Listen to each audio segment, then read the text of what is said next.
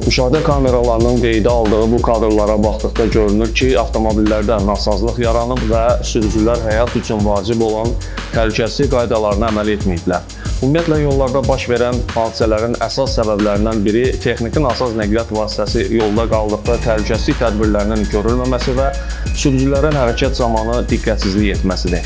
Müşahidələr onu göstərir ki, belə hallarda ya sürücülər yolun hərəkət hissəsində avtomobildə olmaqla evakuator gözləyirlər, ya da nasazlığı özləri aradan qaldırmağa çalışırlar. Təəssüflər olsun ki, bu vaxt yol nəqliyyat hadisələri baş verir.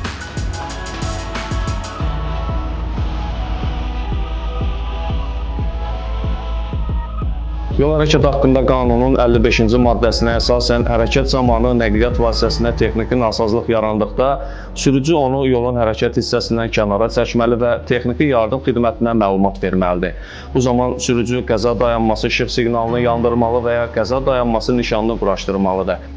Qəza dayanma nişanı elə bir məsafədə, yəni avtomobilin həm arxa hissəsində, həm də qabaq hissəsində ən azı həmin zolaqda 30 metr məsafədə elə quraşdırılmalıdır ki, digər nəqliyyat vasitələri bu nişanı görə bilsinlər. Nəqliyyatı İntellektual İdarəetmə Mərkəzi sürücülərdən bu qaydalara əməl etməyə xahiş edir.